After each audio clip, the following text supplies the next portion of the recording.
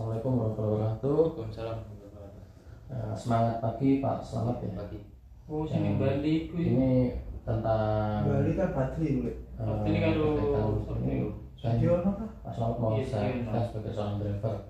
Ya Pak Selamat di situ Juli Wisan itu. sebelum Apa catatnya tanggal biro? melakukan pengiriman secara mandiri, Kalau kabeh ngono ya, saya harus menjelaskan apa itu yang namanya super driver skill, super driver service, water hammer, batas kecepatan, distraksi, dan Kalau enak lah. standing on dan standing Oh, off, ini serta Enggak nanti headlight. di Di situ postingan, tanggal ada Di repos. sini ada DMS. DMS adalah Ada Delivery direkod. Management System, yang mana itu Ada isinya SOP saat berkendara. Sore. Sama ya. Terus Tentang yang kedua, dedikasi. Dedikasi adalah menghadirkan diri secara utuh untuk kemajuan pribadi, perusahaan, dan keluarga. Jadi di sini kan menyebutkan menghadirkan diri secara utuh. Ya, contoh kecilnya ya Pak Selamat tidak Iku minimnya izin Pak ya, ATDC. dan sakit. Namun kalau sakit, masa sih setiap bulan sakit sih Pak ya, kita nggak mau seperti itu. Terus disiplin Pak, patuh dan taat terhadap norma, etika serta peraturan yang ditetapkan. Nah, dari patuh disiplin ini berarti ya contoh kecil dulu kedatangan pagi Pak ya, kecuali pulangnya terlalu larut malam gitu. Kok bagus tuh. Nah, di situ kalau pagi sudah dianjurkan ya setidaknya jam 4:30 lah, mentok jam 4 sudah sampai di sini Pak ya, setengah 5 sudah keluar dari di sini. Nah, itu berarti ya. Tujuannya apa? Menjaga UTD agar Tanggal UTD biro. tersebut itu ya terpengaruh mulai dari tingkat kemacetan saat berkendara. Kompeten, terus belajar mengembangkan kemampuan agar menjadi ahli di bidangnya untuk menghasilkan yang terbaik. Kemampuan Bapak kan belajar mengembangkan kemampuan berkendara, bagaimana sih agar terhindar dari yang namanya kemampuannya bagaimana atau fokus saat berjalan. Terus misalkan melakukan pengiriman minim dari Tanggal yang namanya salah masih satu barang yang syarat, sehingga mengakibatkan kerugian di driver. Jadi harus mengembangkan cara serah terima dan cara mengemudi itu bagaimana agar tidak ugal-ugalan juga ya. Terus aman, selalu bekerja dengan aman untuk menjaga keselamatan diri, perusahaan, dan pelanggan. Ini kan bekerja dengan aman. Bagaimana bekerja dengan aman? Ya, fokus Pak saat berkendara. Hindari distraksi dan jangan overspeed, overstay, dan lain sebagainya. Itu sudah menjadi larangan perusahaan, larangan ke semua driver. Tujuannya ya apa Pak? Ya demi keselamatannya Pak. Sinergi, kerjasama saling menghargai untuk mewujudkan tujuan bersama. Nah, di sini bekerja sama dan saling menghargai. Nah, di situ kan Pak Selamat kan dimasukkan di grup yang mana nanti akan ada perbincangan di grup. Nah, jadi semisal ada yang karakter teman driver itu bergurau dan yang lain sebagainya, itu jangan selalu diambil hatinya ya. Nah, semua di situ cuma gurauan ya. Terus kalau kita ada rekan driver yang mengalami suatu kendala seperti ban bocor, itu jadi persilakan untuk membantu Pak ya. Jadi jangan di situ. Namun sebelum membantu konfirmasi terlebih dahulu. Karena apa Pak? Berhenti berbarengan tanpa ada pemberitahuan nanti menjadi pertanyaan Pak. Ya. Gitu. Integritas, selalu bersikap jujur dan dapat dipercayai. Nah, ini ya tujuan utama juga sih Pak, bersikap jujur.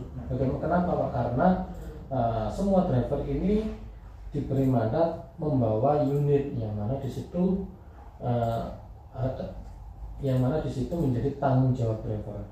Semua barang yang dibawa mulai dari unit serta isinya itu menjadi tanggung jawab driver. Jadi maka dari itu bersikaplah jujur Pak ya. Daily inspection condition unit kita itu kan sudah CDP dan CDE Pak. Dan kedepannya itu insya Allah akan menjadi plat kuning ya. Namun dari SIM-nya Pak Selamat itu sudah B1 umum ya, alhamdulillah ya aman. Nanti kalau misal membawa plat kuning. Terus untuk pemilihan SPBU rekanan yang ada di Bimover itu harus SPBU PT Setra Praba Perkasa saat ini Pak ya. Tidak boleh yang lain. pengisian itu ada pilihan solar, backlight dan yang lain sebagainya. Jadi hanya cukup solar Pak. Jadi jangan salah pencet apalagi ke pertalite pertama itu kesannya menjadi main-main di situ Pak ya. Jadi tetap fokus. itu ya. Terus kegunaan remover dan verify itu bagaimana juga kan sudah di training Pak ya. Itu kalau dipahami. Terus metode pengecekan kendaraan ini penting Pak karena ini adalah metode safety sebelum untuk driver sendiri Pak. Agar kenapa? Agar mengetahui Pak mulai dari bodi, air, listrik, oli dan kelengkapan serta kertas. Bodi dan ban dicek terlebih dahulu Pak sebelum berangkat. Apakah ada kerusakan atau bagaimana? Jadi agar mengetahui misal ada kerusakan, nah ini disebabkan oleh siapa? Ya, kalau Pak Selamat tidak mengecek terus dilihat ada suatu perbedaan dari Remisi ya. seperti contoh ban serep hilang, ban serep hilang ini siapa yang menghilangkan? Itu akan menjadi tanggung jawab driver yang terakhir. Kerusakan bodi, tekanan ban, kondisi wiper serta kaca. Periksa secara teliti kondisi ban untuk pembulan. Itu misal ketebalan sudah 1 mm Pak. Itu segera konfirmasi dan diajukan di sistem Flatify. Untuk bulanan periksa kondisi karet wiper, apalagi ya, di bulan-bulan 9 kemungkinan ya akan sudah mulai turun hujan Pak. Itu kondisi karet wiper tolong diperhatikan apakah sudah keras atau sudah layak, itu segera diajukan di sistem Flatify. Air, periksa air radiator. Ini untuk tandonnya ada di belakang kemudi luar Pak ya. Radiatornya semisal di tandon tersebut itu tidak ada, itu boleh membuka kabin Pak ya, membuka secara manual kabinnya, namun pastikan ketika membuka tidak ada telur dan barang yang beresiko jatuh sehingga menimpa kaca ya Pak ya. Di situ tolong diperhatikan. Terus untuk periksa air wiper itu ada di depan sebelah kiri dalam, itu tolong selalu diisi Pak. Karena apa? Ketika saat di jalan tiba-tiba kaca itu kotor secara mendadak, itu bisa dilakukan untuk pembersihan secara instan melalui air wiper. Bulanan, periksa kebocoran sambungan-sambungan. Kita sudah diketahui ada kebocoran di sambungannya, harus dilakukan di sistem. Jadi jangan menunggu pertanyaannya. Kalau masih belum bisa pengajuan,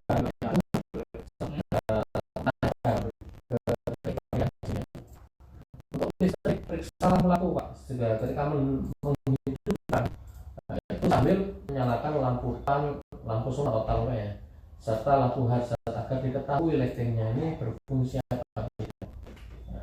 Karena indikator lampu itu sangat berfungsi, dibutuhkan untuk kita melakukan manuver. Periksa lampu aki, sambungan aki, yaitu semisal Pak Selamat mengetahui aki tersebut soak atau bermasalah sehingga tidak bisa melakukan starter, itu langsung konfirmasi ke saya karena untuk validasi stay engine on dan stay engine ya Pak. Karena kelalaian bentuk Pak stay engine on dan stay engine off itu akan dikenakan sanksi surat peringatan pertama dan yang terakhir ya Pak. Minta tolong kerjasamanya selalu komunikasikan. Terus ketika sudah mengetahui soak, lihat di Flatify itu bisa dilihat ini unit ini apakah sudah diajukan atau belum. Kalau semisal belum diajukan, segera diajukan di sistem Flatify untuk perbaikan aki ya. Terus untuk oli, unit kita ini kan berjalan ya hampir setiap hari Pak, terkecuali unit di breakdown ya Pak ya. Itu periksa Pak di bawah kendaraan apakah ada genangan atau tetesan oli ya Pak yang jatuh ya, karena oli tersebut itu harus setidaknya itu minimum tuh dia satu spray, kan ada spray 3 Pak di stick oli ya. Itu kalau sudah satu spray ya segera konfirmasi dan diajukan di sistem Flatify ya. Terus untuk level oli mesin itu penambahan di angka 5.000 km dan untuk pergantian di angka 10.000 km. Jadi secara berkala Pak Selamat nantinya akan selalu membagikan olinya ya Pak ya. dengan membuka kabin dan menarik stick holder. Terus untuk kelengkapan serta kertas ini didasari yang mulai selamat mau berangkat kerja, mulai dari seragam, sepatu, celana hitam, serta handphone dan SIM KTP itu agar selalu dibawa, jangan sampai tertinggal karena nanti akan menyulitkan ketika ada di jalan, apalagi ketemu polisi ya Pak. Terus ketika sampai di sini Pak, itu kan selamat sudah saya masukkan di info WhatsApp di grup ya, yang mana di situ harus selalu diperhatikan Pak. Di info pusat itu ada arahan dari operasional dan ada beberapa toko. Ketika Mas Selamat membawa 5 toko, namun yang di blok berwarna biru, itu berarti ada materai. Materai tersebut ya harus diketahui ada dan tidak adanya saat ada di dispatcher ya. Tidak dibenarkan Pak materainya kok nggak ada ketika sudah meninggalkan, apalagi sudah sampai toko, akan menjadi tanggung jawab driver ya Pak. Terus serta telur juga harus diketahui pecah sebelum meninggalkan DC ya Pak. Terus setelah itu STNK juga Pak, tolong diperhatikan karena dari tim dispatch itu memberikan secara bersamaan. Kalau memberikan secara bersamaan takutnya Pak Selamat keliru mengambil unit lain ya, itu akan menjadi problem juga saat di jalan. Terus ketika sudah sampai ambil ke unit ya, memanasi dan memeriksa semuanya dan pastikan dashboard Pak ya, dashboard tersebut itu sesuai dengan gembok serta fakturnya juga kalau perlu dilihat ya Pak. Dashboard kalau semisal toko A, B, C, D, E, A di depan, B, C ada di depan semua, berarti gemboknya harus ada di samping. Nah, ketika di belakang ya harus sesuai dengan dashboard. Nah itu tidak dibenarkan juga komplain saat ada di toko. Terus kalau di toko Pak, ini kewajiban toko itu menggembok, membuka dan menggembok. Jadi jangan sampai Pak Selamat melakukan penggembokan sendiri. Cuman kalau sudah di toko, anak toko menggembok, itu pastikan posisinya selalu berantai. Jadi jangan sampai terkunci, karena nantinya kalau terkunci nanti tidak bisa memutar ya perusahaan. Terus ban serep dan lain sebagainya itu tolong dicek ya Pak ya. Defensive driving ini saja peduli keselamatan. Ini pedoman semua driver Pak ya. Pedulilah keselamatan karena ada keluarga yang menunggu rezeki kita serta keselamatan terakhir. 14, 15. Defensive driving itu apa Pak? Ini adalah perilaku pengemudi yang menerapkan metode safety driving sehingga mampu mengidentifikasi bahaya dengan mengambil resiko yang paling rendah. Jadi kan disebutkan perilaku pengemudi yang menerapkan metode safety. Ya apa lagi ya, pengecekan balok, pengecekan rem dan lain sebagainya. Fokus saat berkendara, tidak distraksi, yaitu metode safety. Dengan tujuan apa Pak? Tujuan defensi pertama tidak menjadi penyebab kecelakaan, dan yang kedua tidak menjadi pemicu kecelakaan, dan yang ketiga tidak terlibat dalam kecelakaan. Itulah tujuan dari defensi driving. Ini ada tanjakan mau turunan ya. Jadi kalau menanjak pastikan perpindahan persneling atau perpindahan gigi kendaraan ya harus dilakukan di atas bukit atau di punggung bukit. Tidak diperbolehkan saat menanjak sama melakukan perpindahan persneling ya Pak. Dan gunakanlah gigi terendah.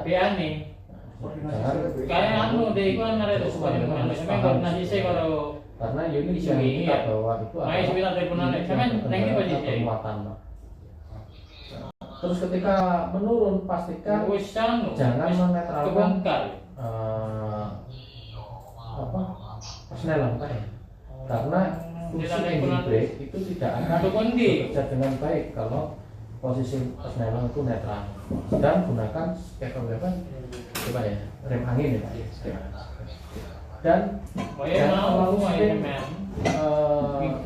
sering menggunakan rem ya, karena efek overload itu rem tersebut tidak akan berfungsi. apa ngomong satin nih. Nah, terus lagi ini ada iku pengendara Terus sepeda motor pengen ini nono setting kanan ternyata yang dia apa belok no kiri. masalah nih tuh langsung Seperti yang kemarin Betul. Pak Selamat Saya saya nih, melakukan Bu. training kan melihat Pak ya, aja ada pengendara iya sepeda aja motor ngenteni sehingga ning terjadi toko suatu selanjutnya.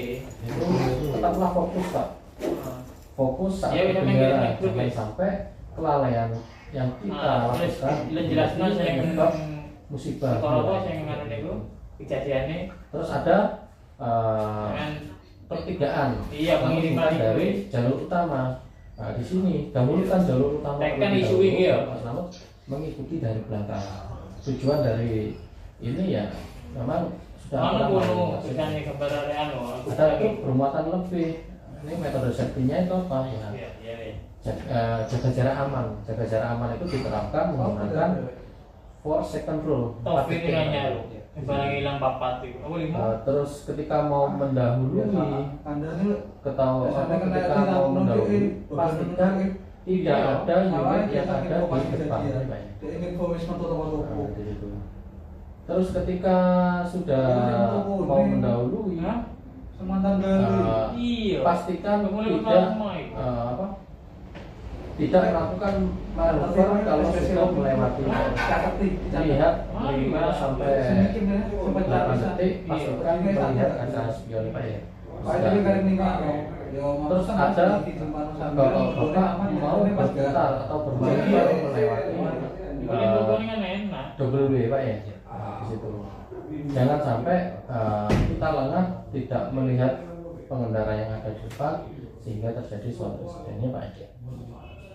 Nah ini 5 langkah dasar defensive driving di jalan. Ini akan selalu saya ingatkan, saya usahakan ingat melalui grup yang ada di WA Pak ya. Nah di situ harus pahami dinamika kendaraan. Jadi dinamika itu adalah ya haluan Pak. Mobil kecil, sedang, serta khusus itu adalah haluannya berbeda-beda. Terus jaga jarak aman menggunakan metode 4 second rule. Selalu awasi kondisi sekitar dengan cara apa? Melihat kaca spion 5 sampai 8 detik sekali. Tujuannya ketika terus waspadai blind spot. Dan itu adalah yang mana zona yang mana tidak terlihat kaca spion atau jangkauan mata. Nah ini hindari distraksi. Kalau menggunakan handphone itu sudah ada ME-nya Pak, dilarang keras menggunakan handphone di saat berkendara. Karena bila mana ketahuan akan diberikan punishment. Punishmentnya itu apa? Tidak boleh